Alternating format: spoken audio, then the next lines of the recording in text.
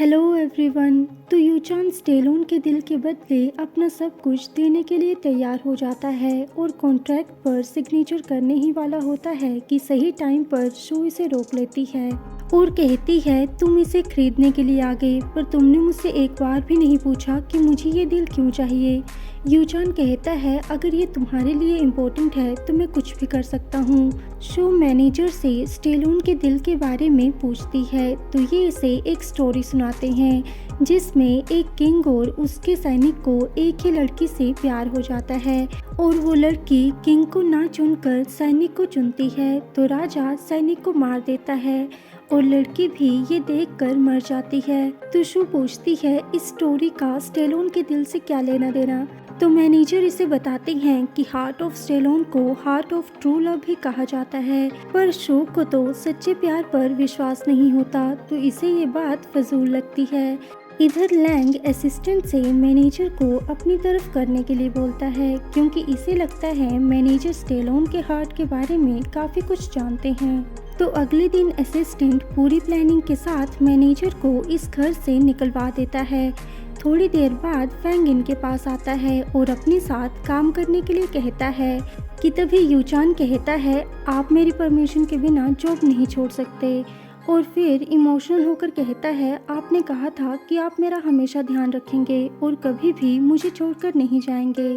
तो थोड़ी देर के लिए तो शू भी इससे इम्प्रेस हो जाती है। स्कूल में यूचान शू के साथ अकेले में आफ्टरनून टी टाइम स्पेंड करना चाहता था, पर यूचान तो इसे तंग करने के लिए बाकी सब स्टूडेंट्स को भी यहाँ बुला लेती है। तो यूचान क्लीनर लेडी की तारीफ करते हुए इन्हें भी अपने साथ शामिल करता है, जो देखकर शू एक बार फिर से यूचान से इम्प्रेस हो जाती है क्योंकि इसे लगता था कि यूचान सिर्फ अपने बारे में सोचता है, दूसरों के बारे में नहीं।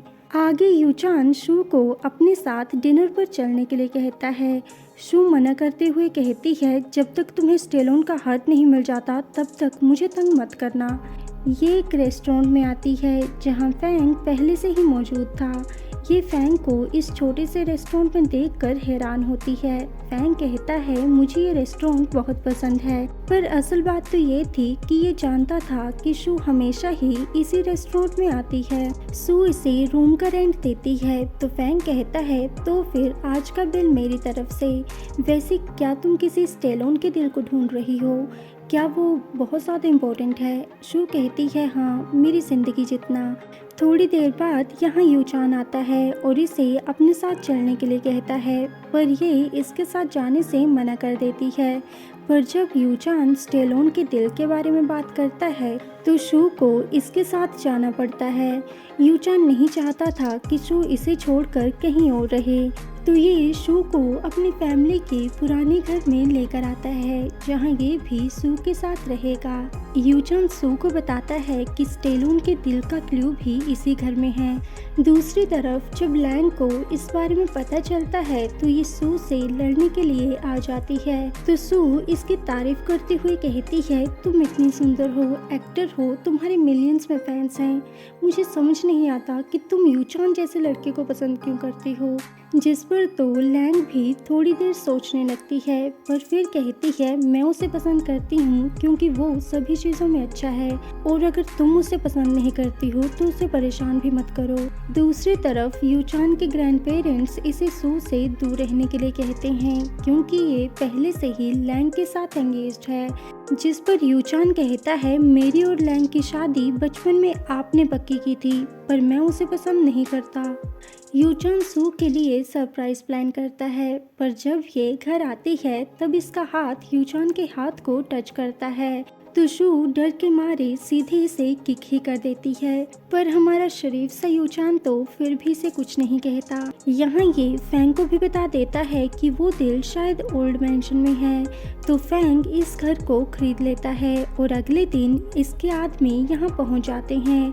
और जब ये यूचान को पता चलता है कि ग्रैंडफादर ने पुराना घर बेच दिया है तो ये इनसे पूछता है कि हमें पैसों की इतनी तंगी आ गई थी कि आपने हमारा पुराना घर बेच दिया। जिस पर ये कहते हैं मैं एक बिजनेसमैन हूँ तो मुझे पता है कि मुझे क्या करना है और क्या नहीं, पर ये सब बस यूचान को सू से दूर रखने के लिए कर रहे थे। इधर लैंग सू को यहाँ से जाने के लिए कहती है तो यूचान पूछता है, लैंग तुम यहाँ क्या कर रही हो? ये कहती है ये हमारा वेडिंग रूम है। यूचान कहता है कहीं तुम्हारा दिमाग खराब तो नहीं हो गया है? तो लैंग इसे बताती है कि ये घर इसके भाई ने खरीद लिया है और उन्होंने ही वेडिंग में ये घर इसे गिफ्ट दिया है। जिस पर यूचान कहता है भले ही तुम्हारी फैमिली ने ये घर खरीद लिया हो पर मैं फिर भी तुमसे तो शादी नहीं करूँगा क्योंकि मेरा एक्सक्लूसिव लव ये है। नेक्स्ट डे यूचान सू को बताता है कि स्टेलोन का दिल इसी घर में है पर वो छिपा हुआ है और कभी कभी दिखता है। सू को इसकी सारी बातें फजूल लगती हैं तो यूचान कहता है यकीन मानो मैं सच बोल रहा हूँ। तभी यहाँ लैंग आती है और इन्हें तंग करने लगती है। लैंग यूचान के लिए खाना बनाती है पर यूचान तो इसकी प्लेट से ना खाकर शू की प्लेट से खाता है, जिस पर शू और लैंग इन दोनों को इस पर बहुत गुस्सा आता है। रात में लैंग जोर जोर से गाना गा रही होती है तो शू इसे अपनी फियोंसी को समझाने के लिए बोलती है तो यूचान कहता है मैं इस एंगेजमेंट को नहीं मानता और बनी मेरे दिल में सिर्फ तुम हो। नेक्स्ट डे एक अंकल शू के पास आते हैं और इससे बात करने लगते हैं। शू कहती है सॉरी सर, आपको कोई गलतफहमी हुई है, मैं आपकी बेटी नहीं हूँ।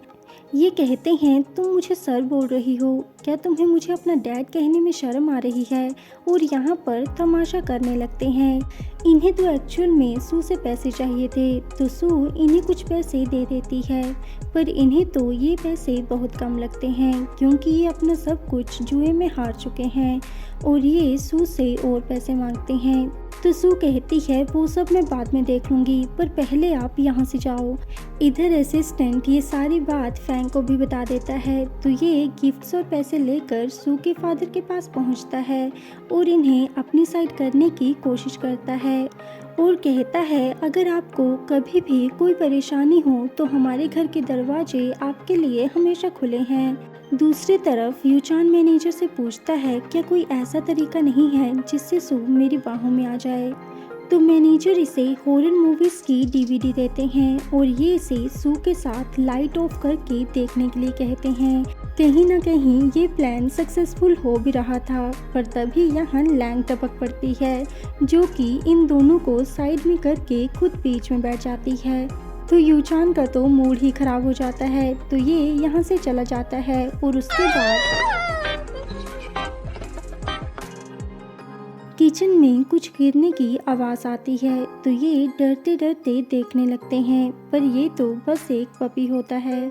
अगले दिन सू के डैड फैंग के पास आते हैं और इसके सामने ड्रामा करने लगते हैं कि ये जुए में अपना सब कुछ हार चुके हैं और अब इनके पास कर्ज चुकाने के लिए एक फूटी कौड़ी भी नहीं है। फैंग तो पहले से ही जानता था कि ये पैसों के लिए इसके पास जरूर आएंगे तो ये इन्हें 1 मिलियन देता है और बदले में इनसे स्टेलोन का हाथ ढूंढने और शू से शादी करवाने के लिए कहता है। तो डैड तो पैसे के लिए इसकी सारी कंडीशंस मान लेते हैं। आगे फैंग इन्हें सू के पास लेकर आता है। सू पूछती है आप दोनों साथ में क्या कर रहे हो? तो फैंग झूठ बोलते हुए कहता है वो अंकल मेरे पास आए थे और ये हमारी शादी करवाना चाहते हैं पर शू तो इन्हें अपना फादर मानने से ही इनकार कर देती है और कहती है मैं अपनी लाइफ के फैसले खुद ले सकती हूँ।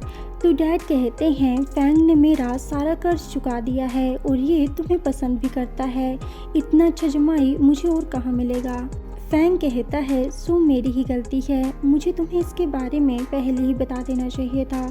अगर तुम अभी रेडी नहीं हो तो कोई बात नहीं, मैं तुम्हारे लिए कुछ भी कर सकता हूँ।